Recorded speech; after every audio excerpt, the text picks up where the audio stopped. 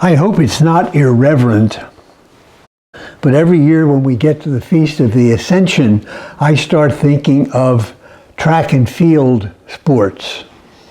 Years ago, I used to coach young kids in track and field in the spring of the year. And of course, the Ascension always falls in the spring of the year. So the two are sort of mingled in my mind because I see the Ascension as a type of beginning of a race.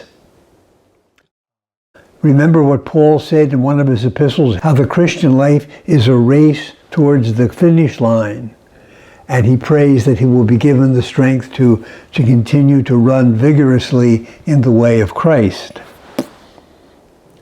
The race I think about is the relay race, where the first runner has a baton and he runs and hands it on to the second runner, who then runs and hands it to the third. And I think it's the fourth one who goes, hopefully, over the finish line with the baton. And that is an image of the Ascension, because what is happening here in the Ascension is Jesus, the one who came to reveal the Father to us, to make known what God is really like. Not some of the images people have conjectured about God, a stiff judge, a demanding father, an angry person who is out to punish.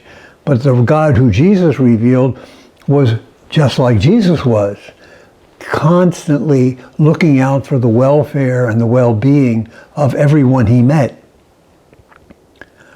The image of the race happens because the Jesus who revealed God to us is now disappearing from the human scene. None of us have ever met him. None of us have ever seen him. And yet we are asked to carry on into our world the image of the Father which Jesus has given to us. We are like the runners in the baton race. And the baton that is handed on is the experience of God as he really is in the person of Jesus. And we are asked by our coach, Jesus, if you will, to hand on that message from generation to generation until he returns. Returns, I guess, to give out the prizes at the end of the race. That's my image. I hope it's not irreverent, but that's our calling.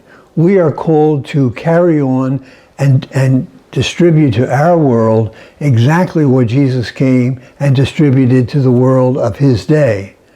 The knowledge and the love and the experience of the true God as he really is.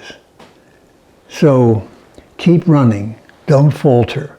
The coach is always running with you and beside you, and in the case of Jesus, within you, as we'll celebrate next Sunday with Pentecost, when the spirit of our coach, if you will, is poured into us to keep us going in this race and fulfilling the task which has been allotted to us as it was to Jesus, to make known the Father to everyone.